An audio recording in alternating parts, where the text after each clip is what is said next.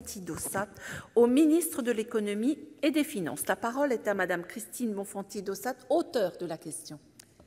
Madame la Présidente, mes chers collègues, Madame la Secrétaire d'État, le centre de formation d'apprentissage de La Palme à Agen est le plus ancien de la nouvelle région d'Aquitaine, puisqu'il a été créé en 1964.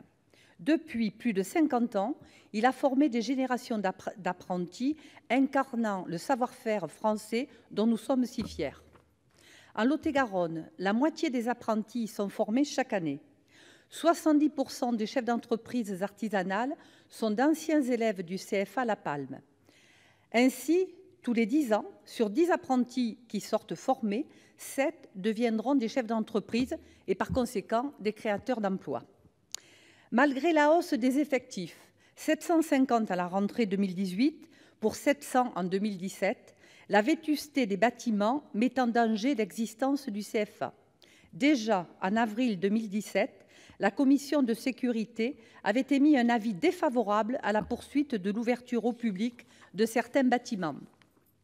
Refusant la fatalité qui appauvrirait davantage un territoire rural comme le nôtre, les acteurs locaux se sont réunis pour soutenir un projet de rénovation indispensable pour lutter contre la vétusté et particulièrement la dangerosité des locaux. Ce projet est estimé à 15 millions d'euros. La région Nouvelle-Aquitaine, consciente de l'impérieux besoin de maintenir le CFA, s'est engagée à hauteur de 7,3 millions d'euros. Le niveau de son soutien démontre, s'il fallait le faire, qu'il y a urgence à réaliser ces travaux et qu'ils sont prioritaires au niveau régional.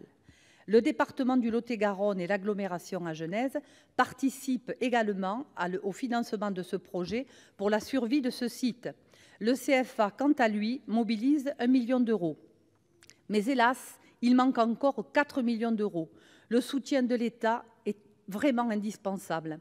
Je me suis rendue sur le site plusieurs fois et je peux témoigner qu'il ne s'agit nullement de travaux superficiels. Le CFA est le dernier établissement de toute la région à ne jamais avoir bénéficié d'un plan de modernisation. Sans cette intervention, 750 apprentis ne pourront plus avoir un outil de travail indispensable et bien sûr, les emplois seraient également menacés.